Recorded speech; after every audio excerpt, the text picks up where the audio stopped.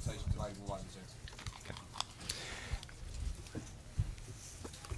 Hi, Brendan. Hi, Jeff. How you doing? You dominated the game, 1-1 going into the second leg. What's your assessment at the halfway stage? Yeah, I was so pleased with the performance. I think if you look at the squad and the youthfulness of the team, and to play to that level, I was so pleased. We gave away a sloppy goal.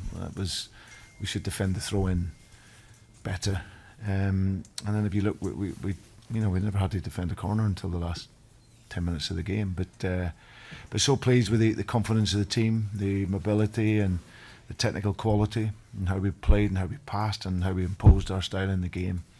And it was just a shame that we couldn't score more goals. But great response to going behind. You know, they've got some outstanding players. Like Pellegrini's a guy that I've seen for a few years, and he's a top player, and he finishes it really well. But we didn't get disappointed. We kept playing our football, and the very least we deserved was the one each. So we can go with big confidence to Rome next week. Do you have a bit more confidence, given that particularly in the last round you were level with PSV after the first leg, and you went behind in Holland as well, and you eventually went on and progressed? Yeah, and also getting through the Rennes game as well, because they were an outstanding team. So we know we can travel and get the job done, and we'll really look forward to that next week. Hi, Brendan. Hi. James Justin was in here just a few moments ago, and he was talking about how you told the players that this was only whatever happened tonight, the halfway stage of this game. But he seemed to be very, very positive, and you're reflecting that as well. How do you look at the test next week against AS Roma now, and what you learnt from AS Roma tonight that you can take there and take the game to them? Now, listen, a team that's defensively strong. You know, we play with a back line of 5 and guys that are aggressive and can make it difficult for you. Top players, like I said, Pellegrini's a top player, and the two boys at the top end of the pitch can be a threat. But I look at my own team and I look at the performance, and I know that we can go there, like we've done, like you say, in PSV, and play to that level. We controlled the ball and got into some really, really good areas, and just with a little bit of precision and a few more combinations in the final third, we might have been able to get through and made clear opportunities. But I can't fault the effort of the players, and the supporters watching the game would have really enjoyed seeing a young team like that play with that energy and quality and ambition in the game. So yeah, we can take that into the second leg and look to impose our style again.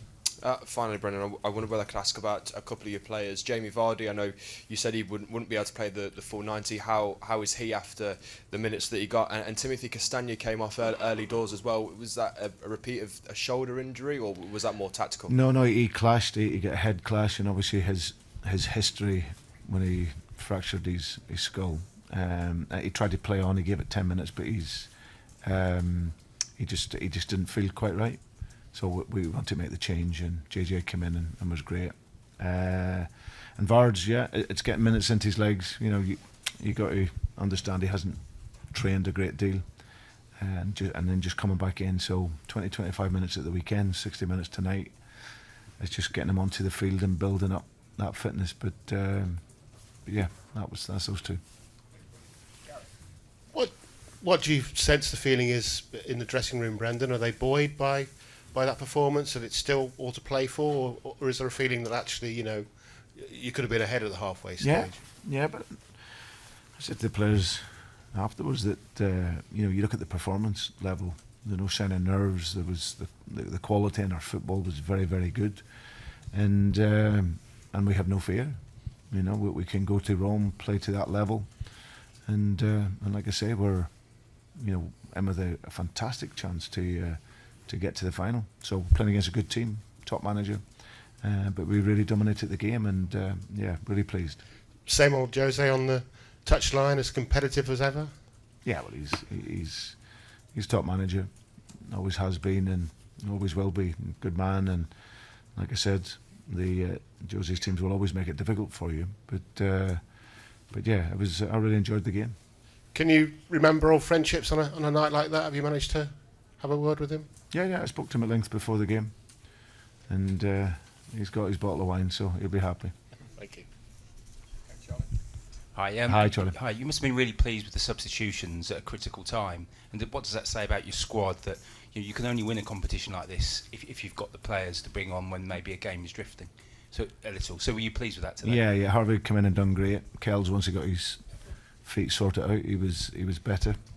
But yeah, I think that's like, listen, to go deep into competitions, as you know, Charlie, you need to have a squad of players, and thankfully for us, we're starting to get that back now. We're missing obviously Wilfred Ndidi, who's a huge miss for us.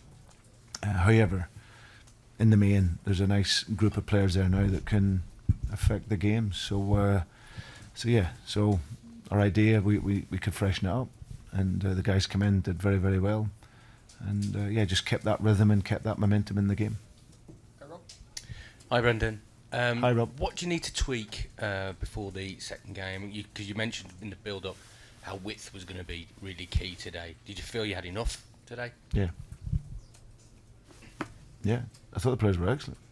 Yeah, I did as well. I thought the width at the right times, players rotating and moving on the sides very, very well.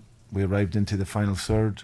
I just think, Robert, it's just that little bit of individual quality, that little bit of combination play in the final third that can break through. You know, we made some shots outside the box. They had some great blocks, and I just think with a little bit of luck as well, that the ball might have dropped to us at the right moments to play. But now we really opened up the pitch, walked the sides of the pitch really, really well, got in behind, and like I say, it's just that more precision and just that final little bit of quality. But everything else I was really pleased with in the game. Hi, Brendan. Sorry, can I just Hi, John. have you seen Castagna since the end of the game? How is he feeling now? I haven't seen him since the game, John. Okay, but was it anything to do with his vision or anything like that? He just felt a wee bit. He didn't feel right. He's obviously had a tackle and just come up with that not great. So but I don't know anymore. Okay. And what was the thinking behind choosing Ademola Lookman over Harvey Barnes on the left hand side to start with? I know obviously you made the change in the second half. Yeah. Addy's Thinking with their back five, and when you're trying to spread the game and have the wingers on the pitch. So that allows their wing backs to really press. They can be really aggressive in the pressure, so playing with the back five, they can do that.